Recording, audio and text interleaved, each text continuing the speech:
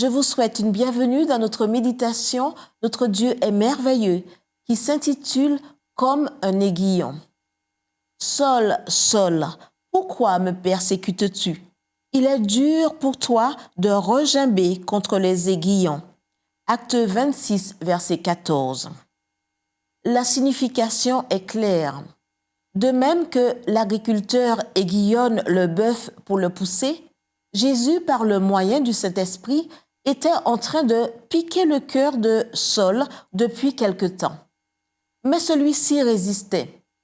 Le résultat était que cela lui devenait douloureux et même absurde de continuer à regimber contre les aiguillons.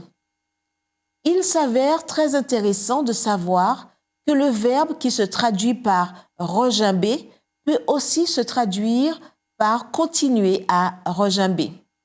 Cela fait penser que Saul avait résisté pendant un certain temps aux appels du Saint-Esprit et que, quand il a finalement reconnu Jésus dans le ressuscité qu'il persécutait si fièrement, sa conversion n'a pas été si soudaine qu'il n'y paraît. Elle a été plutôt le résultat d'un long processus. Ce que nous disons, c'est que tout comme Saul a persécuté Jésus pour le détruire, Jésus, lui, l'a aussi persécuté, mais pour le sauver. Tout cela confirme de nouveau l'une des vérités les plus merveilleuses de l'Écriture. Avant que nous aimions Dieu, lui nous a aimés le premier.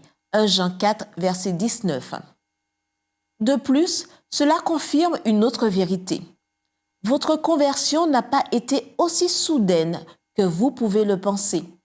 Pendant longtemps, Jésus a suivi vos traces, sans cesse, sans donner ni demander de trêve.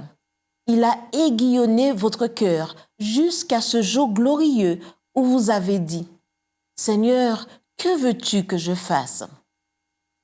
Ce n'est pas une conversion soudaine, c'est le résultat d'une action lente, patiente et prolongée de l'Esprit de Dieu. Une action patiente où un merveilleux Sauveur vous attire avec des liens d'humanité, avec des chaînes d'amour. Osée 11, verset 4. Prions.